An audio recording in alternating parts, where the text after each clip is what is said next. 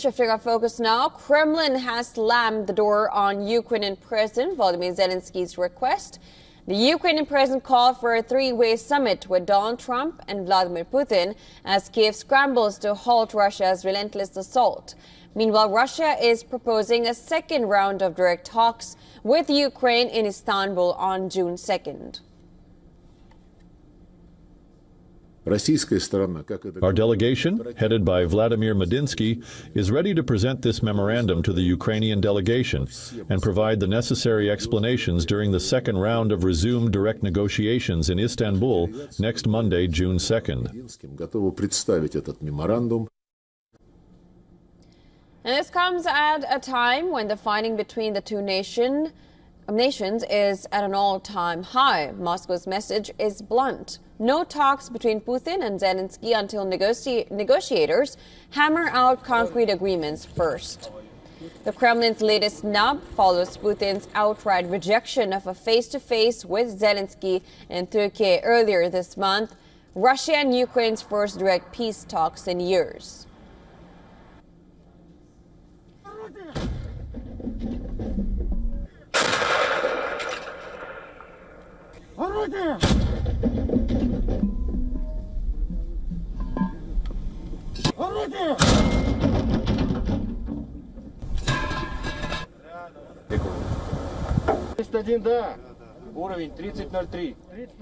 Zelensky is sounding the alarm. Russia has massed 50,000 troops, its most battle-hardened units, on Ukraine's northern border, and are signaling an imminent and potentially devastating new offensive.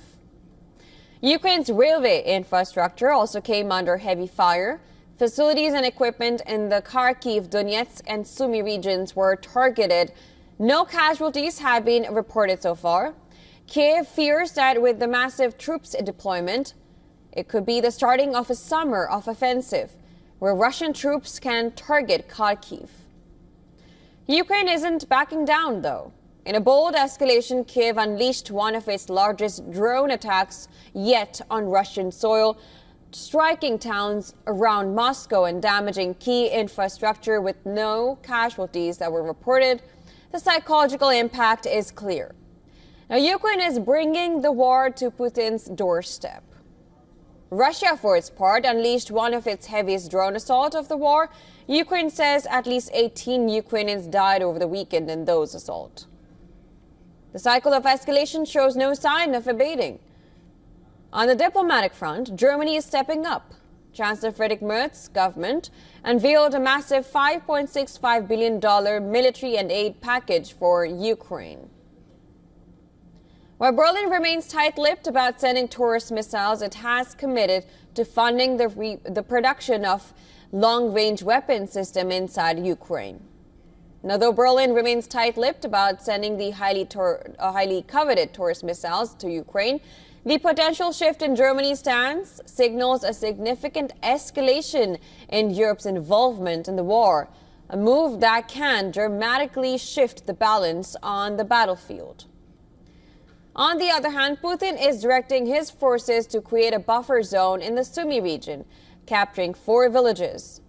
These moves are an alarming reminder of Russia's unwavering commitment to its territorial ambitions. And that is even as Ukraine rallies international support to halt its expansion.